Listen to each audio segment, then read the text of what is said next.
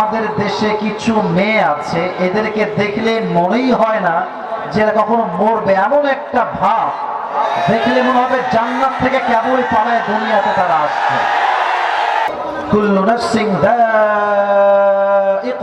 Maut, everyone has to take the test of death. প্রতিটা মানুষকে যে মৃত্যুর স্বাদ গ্রহণ করতে হবে, এটা আপনার ভিতরে বিশ্বাস আছে না নাই?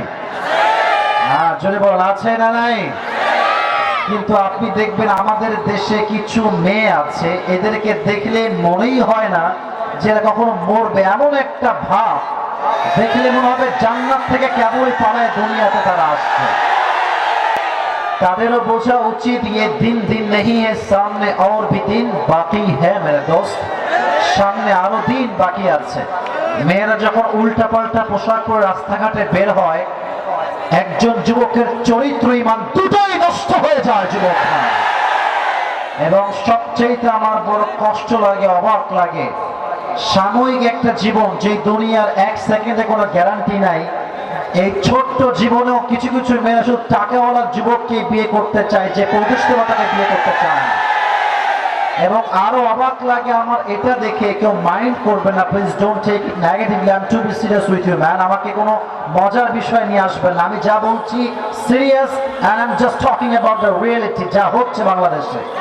মুরব্বি দাড়ি পেকে গেছে, পুরো চুল সাদা হয়ে গেছে, মেয়ের বিয়ে দিবে, চরিত্রবান যুবক খুঁজে বাদ দিয়ে টাকাওয়ালা হইলে টাকলার সঙ্গে মেয়েকে বিয়ে দিয়ে।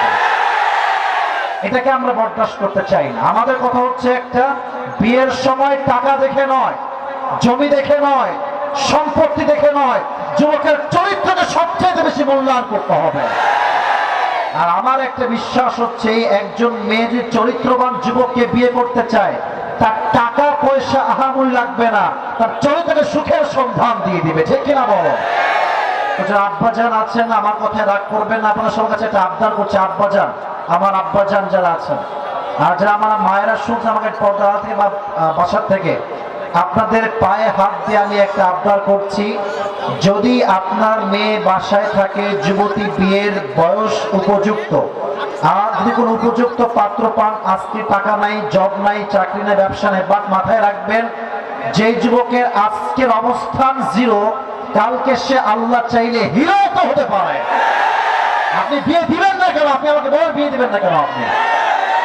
আপনি যদি বিয়ে না দেন, সমস্যা একটা হবে, আপনার মেয়ে প্রেম করবে, জিনা করবে, আর প্রত্যেকটা গুনাহের ভাগীদার আপনি বাবা হবেন কাল কিয়ামতের দিন।